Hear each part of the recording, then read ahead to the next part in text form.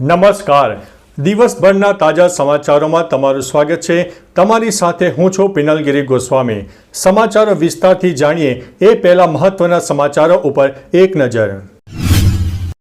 મિત્રો, અત્યારના સૌથી મોટા સમાચારમાં વાત કરીશું. રિપોર્ટ જાહેર જ અમેરિકામાં હડકંપ મચી ગયો.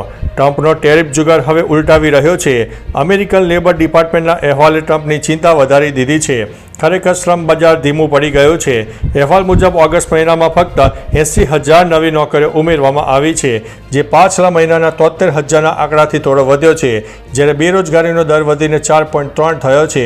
કોઈ નવી ભરતી થતી નથી. જે ખાલી જગ્યાઓ આવી રહી છે તે પણ ભીડ વધી રહી છે. મિત્રો, અન્ય મહત્વના સમાચારની વાત કરીએ તો ફરીથી ભારત અને પાકિસ્તાન સેના આવશે આમને સામને.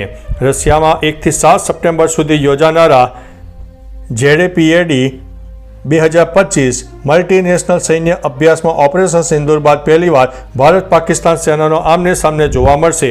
ચીન સહિત કુલ 20 દેશો ભાગ લેશે. ભારત તરફથી 70 સૈન્ય દળ સોમવાર સુધીમાં રવાના થવાની શક્યતા છે. આ અભ્યાસનો હેતુ આંતરરાષ્ટ્રીય સહકાર, સુરક્ષા તાલીમ અને પ્રતિકારક ક્ષમતા વધારવાનો રહેલો છે. મિત્રો, અન્ય મહત્વના સમાચારની વાત કરીએ તો ભારત અમેરિકાના સંબંધો ઉપર PM મોદીની પોસ્ટ. ટ્રમ્પ પછી હવે PM મોદી પણ પોસ્ટ કરીને ભારત અને અમેરિકા વચ્ચેના સંબંધો વિશે મોટું નિવેદન આપ્યું છે. તેણે ટ્રમ્પનો આભાર માન્યો છે અને કહ્યું છે કે તેઓ ટ્રમ્પની ભાવનાઓનું સન્માન કરે છે અને કહ્યું છે કે ભારત અને અમેરિકા વચ્ચેના સંબંધો સકારાત્મક છે. મિત્રો, અન્ય મહત્વના સમાચારની વાત કરીએ તો ભારતનો ટ્રમ્પને તેમની ભાષામાં જ જવાબ. PM મોદી આ વખતની યુનાઇટેડ નેશનલ જનરલ એસેમ્બલીની 80મી બેઠકમાં ભાગ નહીં લે. તેમની જગ્યાએ વિદેશ મંત્રી ડૉક્ટર S જયશંકર ભાષણ કરશે. આ સત્ર 9 સપ્ટેમ્બરથી શરૂ થશે અને 23થી 29 સપ્ટેમ્બર સુધી ઉચ્ચ સ્તરીય બેઠક યોજાશે. પહેલેથી જ મોદીની અમેરિકાની યાત્રા રદ થવાથી શક્યતા વ્યક્ત થઈ ગઈ હતી, જે હવે સ્પષ્ટ થઈ ગઈ છે. સુધારેલી યાદી મુજબ શરૂઆતમાં બ્રાઝિલ ભાષણ કરશે, ત્યારબાદ અમેરિકા મહાસભાને સંબોધન કરશે. મિત્રો, અન્ય મહત્વના સમાચારની વાત કરીએ તો ઓપરેશન સિંદૂર પર સેના પ્રમુખનું મોટું નિવેદન. ભારતને 7 મેની સવારે ઓપરેશન સિંદૂર શરૂ કર્યું, જે 22 એપ્રિલે પહેલગામ હુમલાના જવાબમાં ચલાવવામાં આવ્યો. આ કાર્યવાહી હેઠળ પાકિસ્તાન અને પાકિસ્તાન કબજાવાળા કાશ્મીરમાં અનેક આતંકી ઠેકાણા નષ્ટ કરાયા છે. આર્મી ચીફ જનરલ ઉપેન્દ્ર દ્વિવેદીએ જણાવ્યું છે કે યુદ્ધ માત્ર 3 દિવસમાં પૂરું થયું નહોતું, પણ લાંબા સમય સુધી ચાલ્યું, કારણ કે અનેક મહત્વપૂર્ણ નિર્ણય લેવાના હતા. વધુ વિગતો જાહેર કરવી હાલ શક્ય નથી. મિત્રો, અન્ય મહત્વના સમાચારની વાત કરીએ તો લાલ કિલ્લામાંથી 1 કરોડના કળશની ચોરી. લાલ કિલ્લા પરિસરમાં જૈન ધાર્મિક અનુષ્ઠાન દરમિયાન 1 કરોડના સોનાનું અને રત્નોથી જડેલું કળશ ચોરી થવાથી હડકંપ મચી જવા પામ્યા છે. કાર્યક્રમ 28 ઓગસ્ટથી 9 સપ્ટેમ્બર સુધી ચાલી રહ્યો છે, જેમાં દેશભરના શ્રદ્ધાળુઓ ભાગ લઈ રહ્યા છે. આ કળશ દિલ્હીના વેપારી સુધીર જૈન દરરોજ પોતાના ઘરેથી પૂજા માટે લાવતા હતા. 760 ગ્રામ સોનાથી બનેલા અને 150 ગ્રામ હીરા, માણિક્ય અને પન્નાથી જડિત આ કળશની ચોરીથી સુરક્ષા વ્યવસ્થા ઉપર સવાલ હવે ઊભા થયા છે. મિત્રો, અન્ય મહત્વના સમાચારની વાત કરીએ તો અંબાજીમાં 6ઠ્ઠા દિવસે ઉમટ્યો ભક્તોનો ઘોડાપૂર. અંબાજી ભાદરવી મેળાને ગઈકાલે 6ઠ્ઠો દિવસ હતો. માત્ર 5 જ દિવસમાં 30 લાખથી વધુ ભક્તોએ માતાજીના દર્શન કર્યા. છેલ્લા 24 કલાકમાં જ 7.5 લાખથી વધુ ભક્તોએ દર્શન કર્યા. યાત્રાધામ અંબાજીમાં વરસાદી માહોલ હોવા છતાં ભક્તોમાં ભારે ઉત્સાહ જોવા મળ્યો. વરસાદ વચ્ચે સંઘો માતાજીના દર્શન માટે પહોંચ્યા હતા. મિત્રો, અન્ય મહત્વના સમાચારની વાત કરીએ તો પંજાબમાં રીંગ ડેમ પણ જોખમમાં જોવા મળ્યો છે.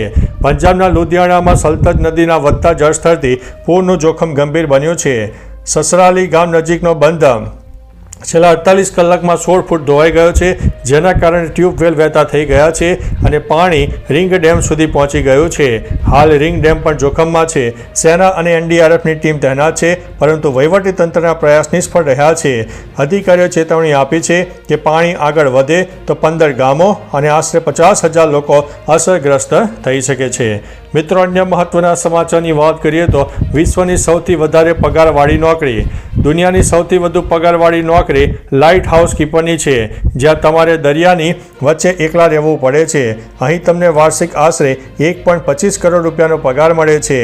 એલેક્ઝાન્ડ્રિયા લાઇટ હાઉસ જે ઇજિપ્તના ખતરનાક સમુદ્રની વચ્ચે આવેલું છે. અહીં લાઇટ હાઉસ રક્ષકને વાર્ષિક 30 કરોડનો પગાર મળે છે, પરંતુ કોઈ આ કામ કરવા તૈયાર નથી. અહીં તમને દરેક ક્ષણે તમારા મૃત્યુનો ડર રહે છે. મિત્રો, અન્ય મહત્વના સમાચારની વાત કરીએ તો અમદાવાદ મ્યુનિસિપલ કોર્પોરેશને 1832 કરોડનો વેરો ઉઘરાવ્યો. અમદાવાદ મ્યુનિસિપલ કોર્પોરેશને જાહેર કરેલા આંકડા મુજબ નાણાકીય વર્ષ 2024-25માં શહેરીજનો પાસેથી 4 પ્રકારના વેરા પેટે કુલ 1832 કરોડ વસૂલવામાં આવ્યા છે. ગત વર્ષની સરખામણીએ 615 કરોડ વધારે છે. રેવન્યુ આવક 7,944.96 કરોડ સામે ખર્ચ 5,870.85 કરોડ રહ્યો છે. એટલે કે ખર્ચની સામે 2,074 કરોડનો વધારોનો નફો એએમસીને થયો છે. મ્યુનિસિપાલિટીના દાવા પ્રમાણે આવકમાં સતત વધારો થયો છે, ભલે સુવિધાઓ પર પ્રશ્નો યથાવત હોય.